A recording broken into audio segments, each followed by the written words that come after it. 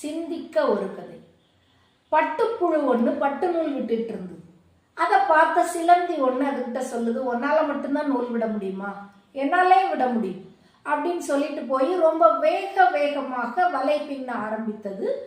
சீக்கிரமா அந்த வலையை பின்னி முடிச்சுட்டு அதுக்கு பக்கத்திலே வெள்ளை கலர்ல தன்னுடைய முகவரியையும் எழுதி வச்சுட்டு திரும்பி பார்க்குது. அந்த பட்டுப்புழு இன்னும் நூல் விட்டு கொண்டே இருந்தது. இப்போ அது அந்த பட்டுப்புழு கிட்ட கேட்குது, இன்னுமா நீ நூல் விட்டுட்டு இருக்க? நான் எப்பவோ என்னோட வலையை பின்னி முடிச்சிட்டேன், ஆனா இன்னும் நீ கால்வாசி கூட உன்னுடைய கூட்டை நீ முடிக்கலையே அப்படின்னு சொல்லிட்டு கேட்குது.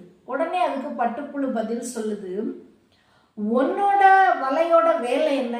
பூச்சியை பிடிக்கிறது தானே உன்னோட வலையினுடைய வேலை. அதனாலதான் நீ வலை புண்ணி முடிச்ச உடனேயே அந்த வலையை விளக்குமாறால அடிச்சு அதை தூசி அப்படின்னு சொல்லிட்டு எல்லாரும் தட்டி விடுறாங்க. ஆனா என்னுடைய வேலையோ அப்படிப்பட்டது கிடையாது. நான் மதிப்பிற்குரிய வேலையை நான் செய்துட்டு இருக்கேன். பட்டு நூல் அப்படின்னு சொல்லிட்டு என்னை எல்லாரும் மதித்து போற்றுகின்றார்கள். என்னுடைய உழைப்பானது எல்லாராலும் மதிக்கப்படக்கூடியது. நான் உருவாக்கக்கூடிய பொருளும் எல்லாரும் மதித்து போற்றக்கூடிய ஒரு பொருள்.